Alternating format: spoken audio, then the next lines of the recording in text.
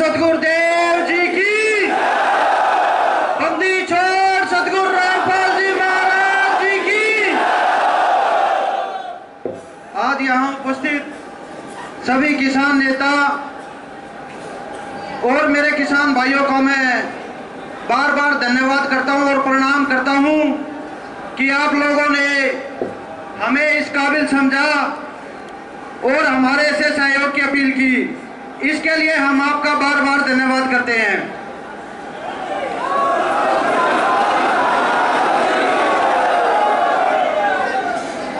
दोस्तों, आज किसानों की समस्या क्या है? सबसे पहले समस्या की बात करते हैं। नेता का बेटा नेता बनना चाहता है, पायलट का बेटा पायलट बनना चाहता है, टीचर का बेटा टीचर बनना चाहता है, लेकिन किसान का बेटा किसान नहीं बनना चाहता। कारण क्या है? इसका मुख्य कारण मैं बताता हूं। सन 1970 में 1 क्विंटल गेहूं की कीमत 76 रुपए प्रति क्विंटल होती थी और वर्तमान समय में लगभग 1800 रुपए प्रति क्विंटल है। लेकिन उस समय एक टीचर की जो तनख्वाह थी वो 2000 रुपए थी, लेकिन आज टीचर की तनख्वाह 60,000 रुपए है। यानी कि उसकी आय में 200% से लेकर 300% की वृद्धि हुई है।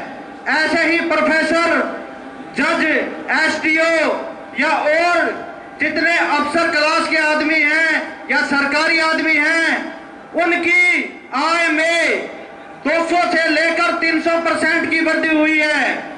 यानी कि उनकी आय 200 से 300 गुना बढ़ गई है।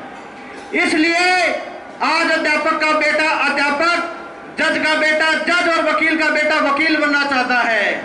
लेकिन किसान के साथ क्या हुआ कि 76 रुपए से शुरू होकर वो 1900 रुपए में सिमट गया। अगर किसान के गेहूं की कीमत वर्तमान समय में अगर 100% भी बढ़ा दी जाए तो आज 1 क्विंटल गेहूं की कीमत 7650 रुपए होगी। लेकिन किसान को कितना मिल रहा है? 1850। यह है बेसिक दिक्कत इस किसानों के शोषण की।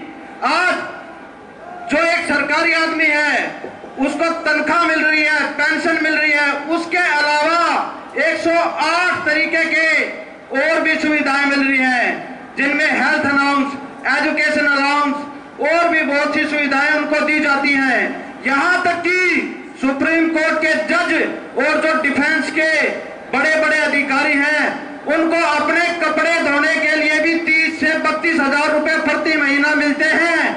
क्या किसान के लिए ऐसी कोई सुविधा है? मैं कहता हूं प्रति महीने छोड़ दो, प्रति साल ही दे दो। किसान पर दूसरी मार पड़ती है मौसम की। एक छोटी सी बाइक जो 40,000 रुपए की आती है, उसका भी इंश्योरेंस होता है। लेकिन क्या कभी आपने सोचा कि किसान की फसल का कोई बीमा होता है? नहीं होता है। किसानों को बीमा मिलना चाहिए। अगर उसकी फसल खराब होती है तो जिस हिसाब से वो बीमे की रकम अदा करेगा उस हिसाब से उसे पैसे मिलने चाहिए। इसके अलावा आप देखते होंगे कि नीरव मोदी 14,000 करोड़ खा गया, मालिया 9,000 करोड़ खा गया, मेहुल चोकसी 18,000 करोड़ खा गया, लेकिन उनकी गिरफ्तारी हुई नहीं हुई। और एक किसान जिसने 10 से 20,000 रुपए का लोन ले रखा है, वो लोन न चुका पाने के कारण आत्महत्या कर रहा है। यह देश के लिए शर्म की बात है। और ये हमारे पुलिस और सीआईडी के जो भाई सुन रहे हैं, ये वो लोग हैं जो उस 10 से 20,000 रुपए के लिए उनको परेशान करते हैं, उनको धमकियां देते हैं। इनको ये वर्दी उतार कर फेंक देनी चाहिए, इनको शर्म आनी चाहिए। जिनको पकड़ना चाहिए उनको तो पकड़ते नहीं है। और इस गरीब, इस मजदूर और इसको क्या बोले कि इन किसानों के वो परेशान करते हुए इन्हें 1% की भी शर्म नहीं आती।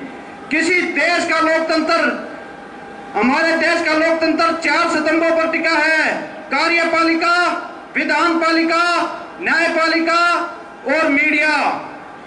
कार्यपालिका न्यायपालिका तो मैंने बताई दी कि बड़े बड़े कॉर्पोरेट घरानों को छोड़ रहे हैं और 10-10, 20-20 हजार के लिए किसानों को परेशान कर रहे हैं। दूसरी तरफ हमारी विधान पालिका नेता लोग बड़े बड़े जो कॉर्पोरेट घराने हैं उनके ऋण तो माफ कर रहे हैं, लेकिन जब किसान के कर्ज माफ करने की बात आती है तो ये पीछे हाथ खींचते हैं। अब ये लगा लो, देश में 7वां वेतन आयोग आने वाला है, उसके आने से 4,82,000 करोड़ का खर्च आएगा देश पर। कोई नहीं पूछेगा कहां से आएगा, लेकिन जैसे ही किसान का कर्जा माफ करने की बात आती है तो मीडिया हाहाकार मचा देती है, विपक्षी पार्टियां हाहाकार मचा देती है कि ये पैसा कहां से आएगा। क्या किसी ने पूछा कि जो 7वां वेतन आयोग में 4,82,000 करोड़ रुपए आएंगे वो कहां से आएगी? कोई नहीं पूछेगा। इस सरकार की एक ही मंशा है कि किसान को मार दिया जाए, तोड़ दिया जाए। आज किसान आत्महत्या करने को मजबूर है दोस्तों। पिछले 10 साल में 1,80,000 किसानों ने 1,80,000 किसानों ने आत्महत्या की है। इस मंच पर कुछ नेता भी बैठे हैं, मैं उनसे पूछना चाहता हूं, क्या किसी नेता ने आत्महत्या करी है क्या? गरीबी के कारण नहीं करी। क्या किसी नेता ने अपना मकान गिरवी रखा है क्या कि ताकि वो सरकार का लोन चुका सके? नहीं, ये सिर्फ आश्रित रहते हैं फंडों पर। ये चाहते हैं एक जो एमएलए होता है उसकी तनख्वाह में पिछले 10 साल में 300 से 400% वृद्धि हो गई, लेकिन किसान की आय में 3 से 4%। इनको शर्म नहीं आती क्या? और मंच पर आकर किसानों के बारे में भाषण देते हो, डूब के मर जाना चाहिए तुम्हें। कोई हक नहीं है आपको किसानों के हक की बात उठाने का। आप इस चीज के सबसे बड़े मुजरिम हो, और जब आपको वोटों की जरूरत होती है इन किसानों के पैरों की तरफ हाथ करते हो। ये बीजेपी सरकार का कोई भी नेता अगर आपके पास आता है और आपके पैरों की तरफ हाथ करता है, उसको ठोकर मारना साले को। उसका कोई हक नहीं है कि वो आपसे वोट मांग सके। क्यों? क्योंकि जब कर्ज माफी की बात आती है तो ये हाथ पीछे खींचते हैं कि हमारे खजाने खाली हैं, और आप विदेशों की यात्रा करते हैं। तब इन्हें याद नहीं आती कि किसान क्या करेगा। आज अगर इन किसानों की सोच किसी ने की है तो वो तत्वदर्शी संत रामपाल जी महाराज जी ने की है।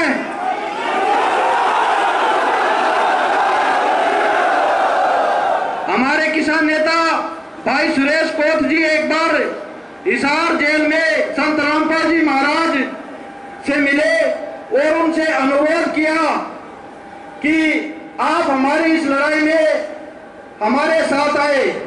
संत जी ने यह वचन दिया था कि जहां आप बोलोगे मैं और मेरी संगत आपका तन मन धन से सहयोग करेंगे।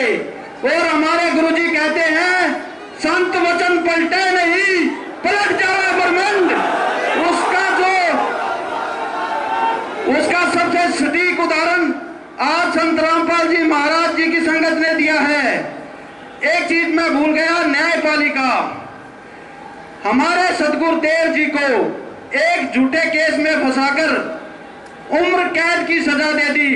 मैं मंच पर बैठे सभी किसान नेताओं व जो कांग्रेसी नेता और नेताएं वे हमको सभी को बताना चाहता हूं कि संत जी को फंसाने के लिए सबसे पहले कंटेम्प्ट का केस लगाया था।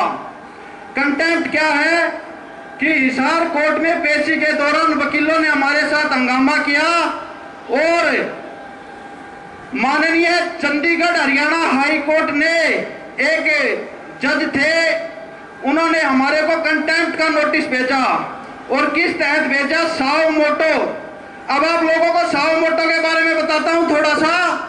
साव मोटो होती है समझ संज्ञान, यानी कि उसकी मर्जी है कि उसने देखा कि यहाँ गलत हो रहा है तो मैं इस पर एक्शन लूंगा। लेकिन उस जज को ये किसानों की समस्या नहीं दिखती।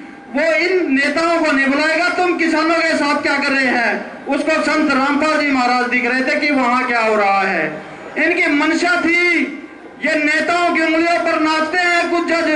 और इसका सबसे सटीक उदाहरण संत रामपाल जी महाराज जी को उम्र कैद की सजा देना है। हमारे ही 6 भाई बहनों को मार दिया और हम पर ही केस लगा दिया। ये किसान भाई इस बात को भली भांति समझ सकते हैं, क्योंकि मंदसौर में 6 किसानों की हत्या हुई। 6 किसानों की हत्या होने के बाद वो जो केस थे वो असामाजिक तत्वों पर लगा दिए, जबकि 2 किसानों को थाने के अंदर ले जाकर सर में गोली मारी गई। मीडिया रिपोर्ट्स बताती है, आसपास के गांव के लोग बताते हैं। उसके बाद सरकार उन्हें 1-1 करोड़ का मुआवजा देती है। मैं नेताओं से कहना चाहता हूं, लाओ अपने बच्चे को खड़ा करो। आपने 1 करोड़ दिया था, हम गोली मारेंगे 2 करोड़ देंगे, मंजूर है?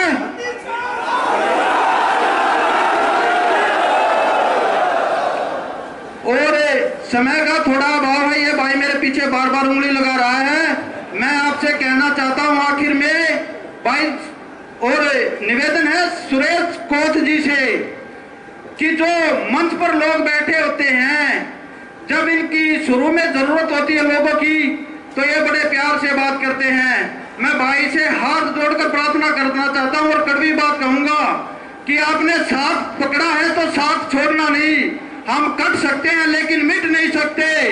बंदी छोड़ सतगुरु रामपाल जी महाराज की, और हम छोड़ सतगुरु रामपाल जी महाराज जी की। अब एक आखिर में सभी किसानों के लिए एक नारा लगाएंगे। मैं बोलूंगा मिट्टी की आन देश की शान, आपने बोलना है जय किसान जय किसान। मिट्टी की आन देश की शान, मिट्टी की आन देश की शान, बंदी छोड़ सतगुरु रामपाल जी महाराज की।